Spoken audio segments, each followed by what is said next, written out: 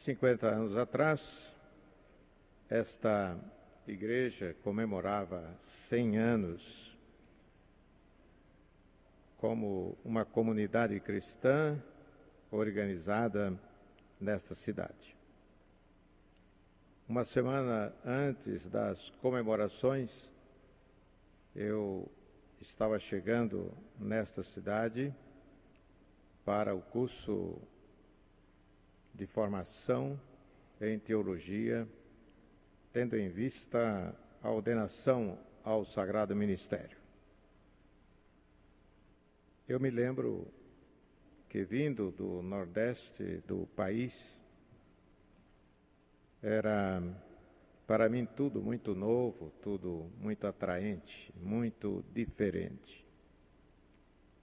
E eu me lembro que a primeira igreja, o templo, este santuário, era para mim como um monumento, um mito na minha consciência, pois eu só conhecia este templo por leituras, fotografias, por ouvir dizer. Como havia dito Jó, no momento de humildade, recolhimento e sentimento do reconhecimento da graça de Deus.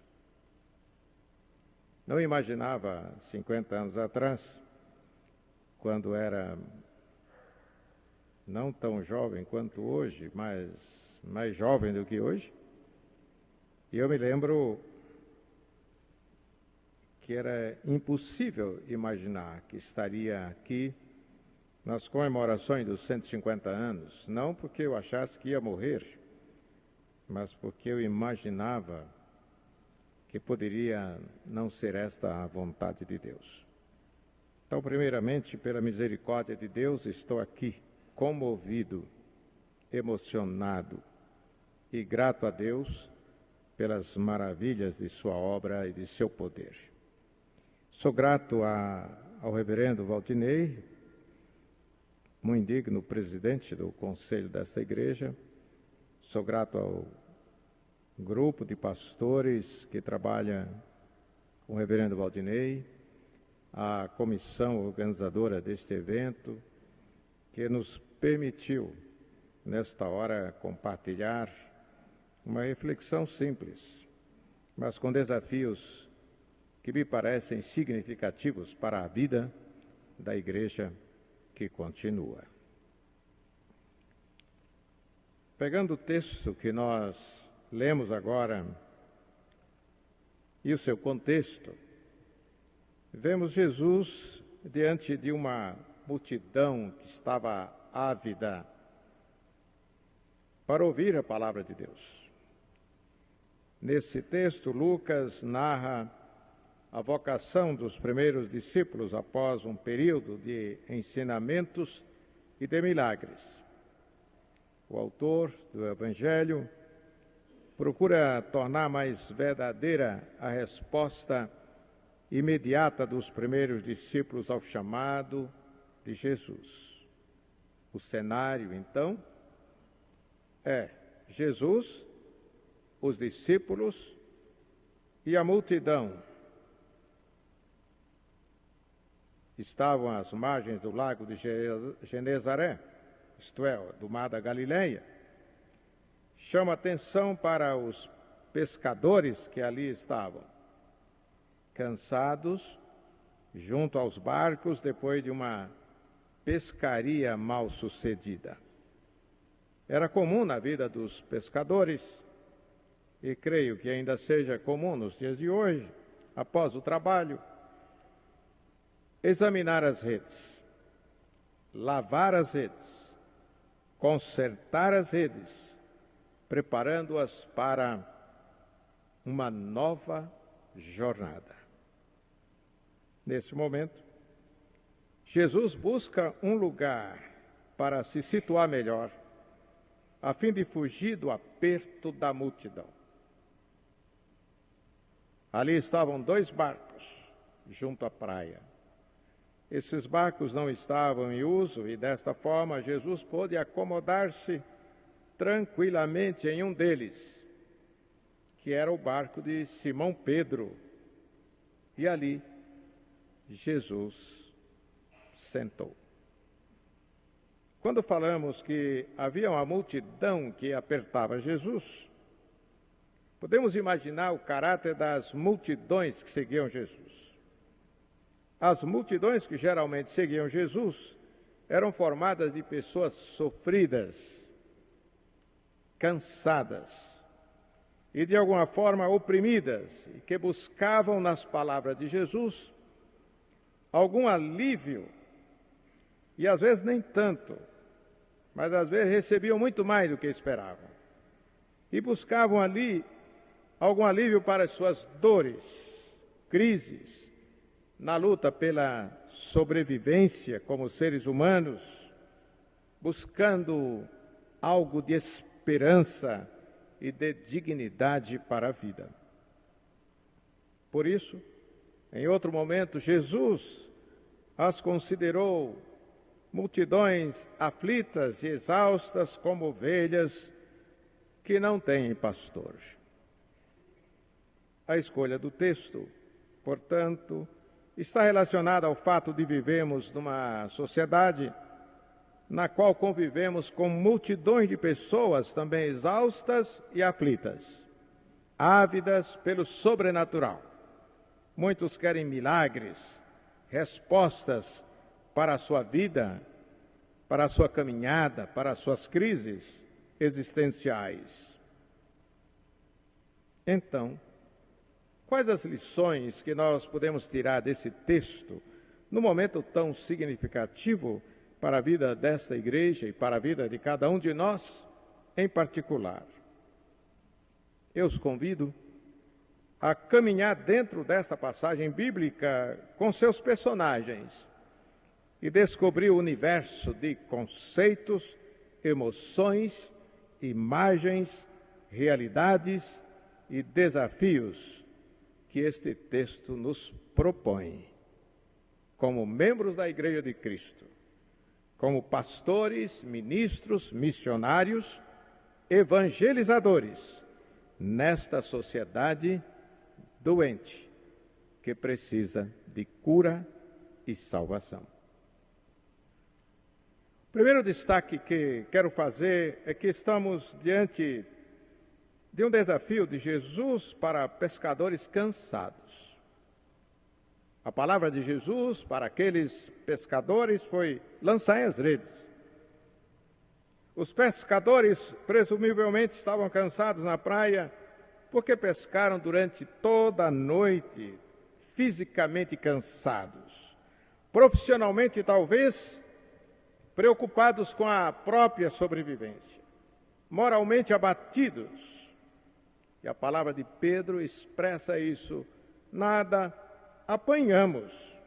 Espiritualmente, talvez, incrédulos, duvidosos, depois de uma noite de trabalho cansativo.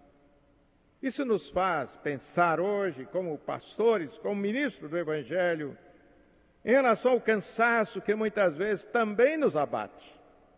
Hoje, como pastores, missionários, evangelistas, pregadores, pescadores de gente, depois de muito pregar, nem sempre conseguimos ver resultados.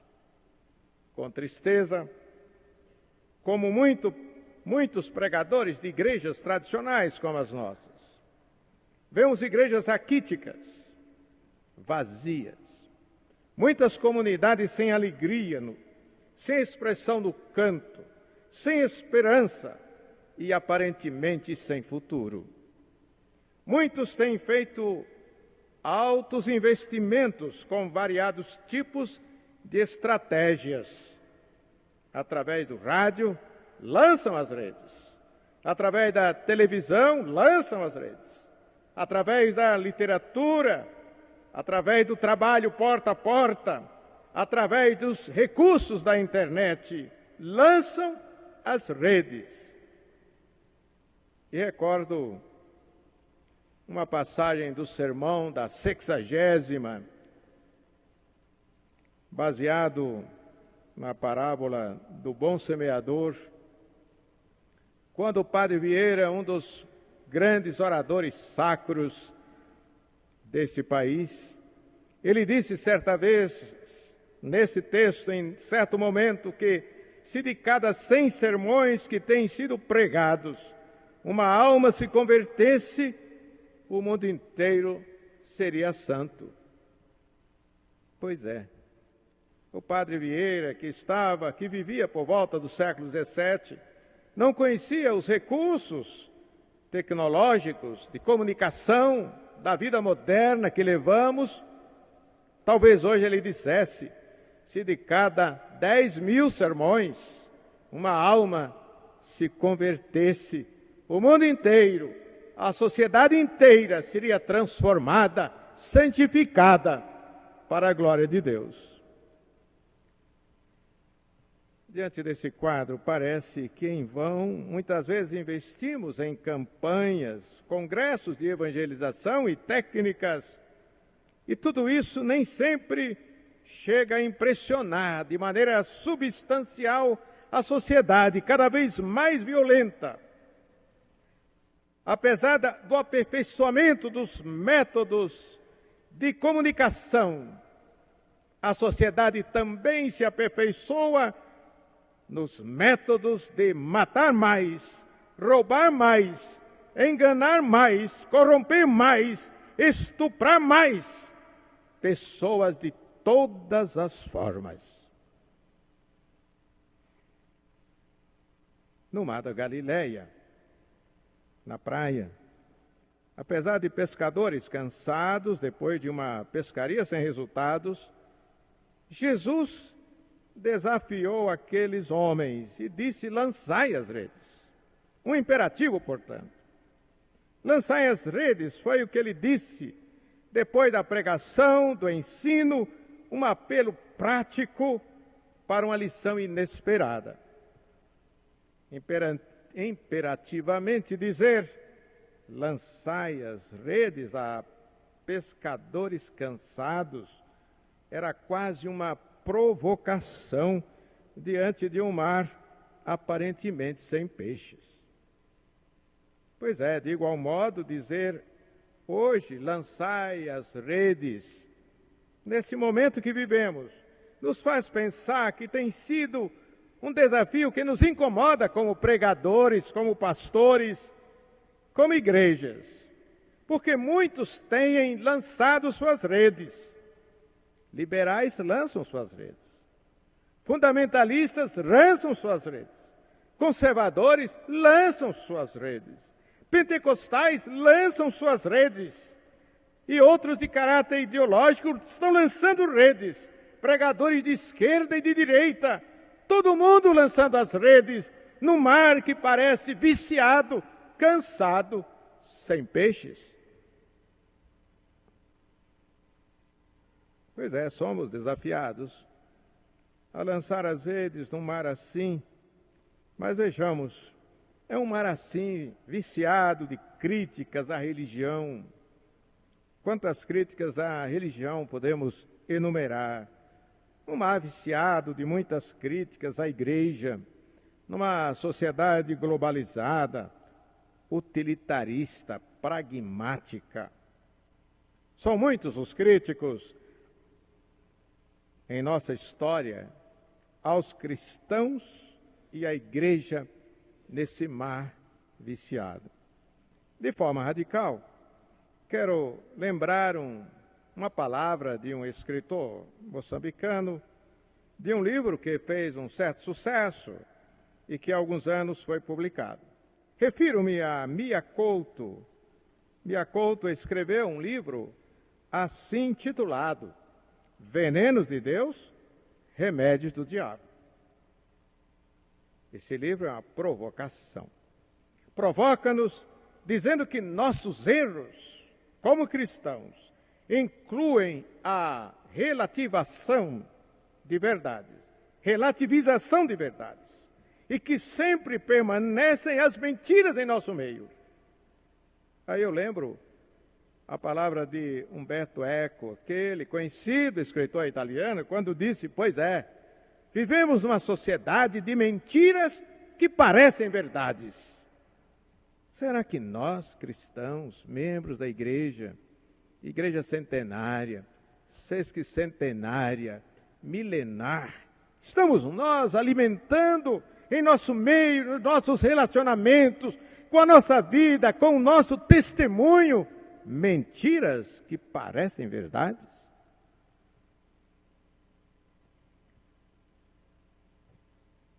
Eu quero citar ainda que tem sido difícil lançar as redes num mar assim, onde muitos ironizam a nossa fé e ironizam as nossas práticas. Me faz lembrar Machado de Assis, que em um dos seus contos, chamado A Igreja do Diabo, ele conclui dizendo que nós servimos hipocritamente a Igreja de Deus, que se confunde com a Igreja do Diabo. Pelos esforços desprendidos, com tantas redes lançadas sobre este mar assim viciado, parece que não tem havido o retorno esperado em relação às necessidades humanas, às aflições de homens e mulheres. Parece que não tem havido um retorno em relação aos idosos desamparados, às crianças abandonadas dentro do lar e fora do lar. Parece que não tem havido um retorno para jovens alucinados, iguais àqueles ao pé do monte, quando Jesus descia do monte com os seus discípulos, e ali estava um pai desesperado e um filho alucinado. E os discípulos não puderam fazer a obra, realizar a obra, e ao tentarem lançar a rede de salvação, nada puderam fazer. E o pai disse: ó Jesus, és a minha única esperança. Teus discípulos falharam, tua igreja aqui falhou, teus pregadores aqui falharam e nada puderam fazer pelo meu filho. Mas, apesar de tudo, persiste o imperativo de Jesus: lançai as redes.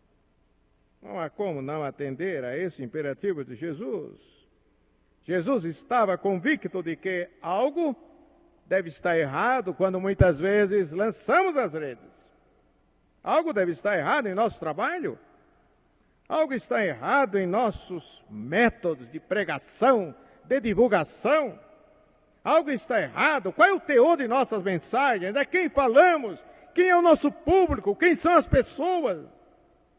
Quais são as estratégias? Qual é a nossa postura como pregadores? A nossa maneira de ser igreja e fazer ministério? Enfim, o que está errado? Eu me lembro das palavras de David Bosch. Ele escreveu um livro interessante, publicado anos atrás, A Missão Transformadora. E David Bosch, ele nos ajuda a pensar esta hora, quando ele nos diz assim, naquele texto, que o que nos fez chegar até aqui, como igreja, como cristãos, não foi a televisão, nem o rádio, nem a internet, nem a imprensa escrita ou falada, parece uma redundância, escrita e falada, mas o que nos fez chegar até aqui, como cristãos, como igreja, foi o testemunho dos primeiros cristãos.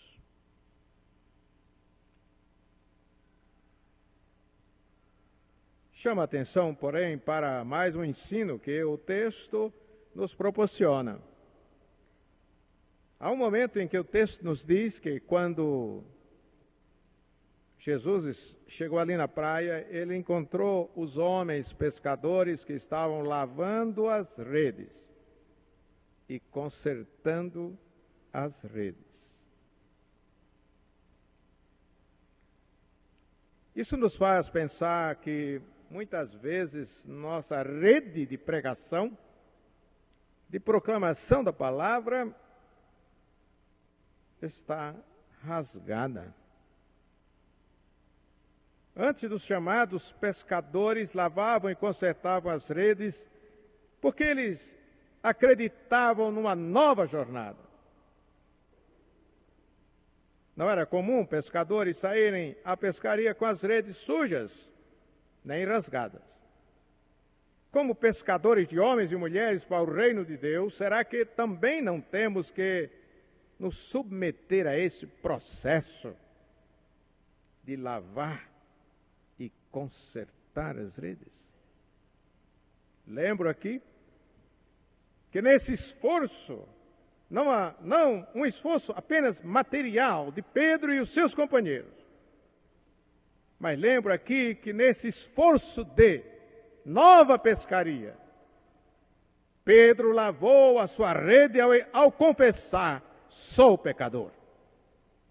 Imaginamos Davi, que lavou a sua rede antes de realizar, dar continuidade à sua obra, dizendo ao Senhor: contra ti eu pequei. Isaías lavou a sua rede quando disse: tenho os lábios impuros e estou no meio de um povo de impuros lábios. Como pastores, como temos lavado e consertado as nossas redes? Será que, como pastor, estou pregando a mim mesmo e não a Cristo? Qual é a qualidade da minha pregação? Eu estou dando ênfase à qualidade de minha cultura? Eu estou pregando a minha teologia? Eu estou chamando pecadores para mim? Eu estou chamando pecadores para a satisfação do meu ego? Eu estou falando mais de mim mesmo? Ou do que tenho visto e ouvido, como disse Pedro, depois de lavar a sua rede? Estou falando mais de mim? Ou estou pregando a Cristo crucificado, morto e sepultado, mas ressurreto naquela manhã extraordinária, quando as mulheres foram ao túmulo, na expectativa de um Deus morto, de um Cristo caído, falido, abatido, mas encontraram ali no túmulo vazio, encontraram ali a mensagem de vida e de esperança, porque ele, Jesus, não estava mais ali, ele estava presente na comunidade, ele estava andando pelas praias, ele estava fazendo das montanhas o seu púlpito, e estava fazendo de cada oportunidade uma oportunidade de vida para quem estava à beira da morte. A igreja toda não teria que lavar e consertar as suas redes antes de sair para a missão? O que não está certo entre nós? Por que não deu certo o nosso empreendimento?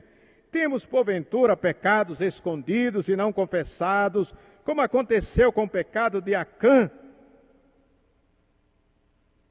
Se temos pecados escondidos, não confessados, não adianta nos cobrirmos de pano de saco ou rasgar as nossas vestes em momentos formais de confissão de pecados. Mas, como disse o profeta, rasgai, rasgai, não apenas as vossas vestes, não apenas as vossas vestes, mas rasgai o coração de pedra, rasgai o coração. É preciso enfrentar a conversão profunda na alma, para que a vida ressurja de maneira vibrante, para que o nosso testemunho marque a continuidade desta obra. Somos desafiados, então, a procurar saber o que não está certo em nosso ministério, pregação, nossos objetivos e metas. Meus pecados e os da igreja, será que têm comprometido a nossa pregação? Finalmente, quero fazer referência, diante do imperativo de Cristo, às nossas reações. E quero tomar o verso 5º do texto que nós lemos, falando da reação de Pedro, quando Jesus disse: lançai as redes. Pedro resmungou diante do imperativo de Jesus e disse assim: mestre, havendo trabalhado toda a noite, nada apanhamos, mas sob a tua palavra lançarei as redes. De igual modo, podemos nos referir a outros que, diante da vocação de Deus, do chamado de Deus, também reagiram assim, procuraram desculpas para confundir o chamado, para não atender o chamado, para não fazer a vontade de Deus. Moisés, quando Deus o chamou para liderar o processo de libertação dos judeus, ele diz: quem sou eu? Não crerão nem ouvirão a minha voz. Ah, Senhor, eu nunca fui eloquente, sou pesado de boca e pesado de língua. Ah, Senhor, envia aquele que has de enviar, menos a mim. Gideão, como juiz, para livrar Israel dos midianitas, ele diz: eis que a minha família é a mais pobre em Manassés, e eu o menor na casa de meu pai.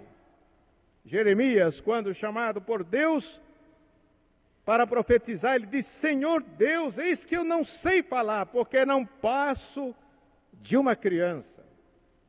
Pois é, mas graças à insistência de Deus com esses personagens da Bíblia, graças à insistência de Deus e à obediência desses chamados, Pedro, Moisés, Gideão, Jeremias, a graça do Senhor nos alcançou até agora. Amém? A graça do Senhor. Graças à obediência de Ashbel Green Simonton, que ao ouvir o imperativo divino veio para o Brasil, apesar da febre amarela, das perseguições aos evangélicos no Brasil, naquela época, apesar de não dominar a língua portuguesa e das dificuldades que teve para isso, apesar de sua juventude com 26 anos de idade, nós estamos aqui como parte desse esforço, dessa obediência a esse chamado, para que se realize entre nós a glória de Deus. Como Moisés, Simonton, poderia ter dito: não sei falar a língua portuguesa. Como Jeremias poderia ter dito: sou muito jovem. Como Gideão poderia ter falado: não tenho a sabedoria de um missionário experiente, tenho apenas 26 anos de idade. Graças aos pioneiros do presbiterianismo em São Paulo, e a organização desta igreja em 1865, com o seu primeiro pastor, o reverendo Blackford, estamos aqui comemorando 150 anos de vida desta igreja nesta cidade. Graças aos muitos pastores que seguiram o chamado de Deus para esta igreja, as portas do inferno não prevaleceram contra ela. Hoje, o desafio é dirigido não apenas aos pastores desta igreja, que estão nesta igreja, mas o desafio é dirigido a toda a igreja, de maneira solidária, que toda a igreja se organize para lançar as redes. Finalmente, lembro que o êxito da segunda pescaria não foi apenas de Pedro, que era o dono do barco, onde Jesus estava sentado. Está lá no verso 7. Os pescadores, quando lançaram as redes, fizeram sinais e pediram ajuda para poderem trazer todos os peixes. Na obra de Jesus, se Ele está presente nessa obra por nosso intermédio, não há pescaria fracassada. Convidemos Jesus para sentar em nosso barco. Convidemos Jesus para entrar em nosso barco, fazer parte dos nossos projetos. Convidemos Jesus para liderar as iniciativas do nosso projeto. Convidemos Jesus. E as comemorações desta igreja em seus 150 anos são sinais de que ainda há peixes para pescar. E não há poucos peixes. Existem muitos peixes para serem pescados nesta cidade. Muitos peixes para serem trazidos para o altar de Deus. Muitos peixes para se converterem à graça e ao amor de Jesus Cristo, de Deus nosso Pai e de Jesus Cristo como nosso Salvador. Graças aos sinais que foram feitos, os esforços aqui realizados, podemos dizer que esta igreja não convida apenas os membros desta igreja, mas a todos os pastores que aqui estão e os pastores que por aqui passaram, a todos nós como membros da Igreja de Cristo no mundo, a de maneira solidária, como aqueles discípulos que foram ao encontro dos que pescavam, a encontrar as multidões de aflitos, de sofridos, em crise, para serem salvos pela graça do Senhor. Por isso, até aqui nos ajudou o Senhor. Glória ao Pai, glória ao Filho e ao Espírito Santo. Amém.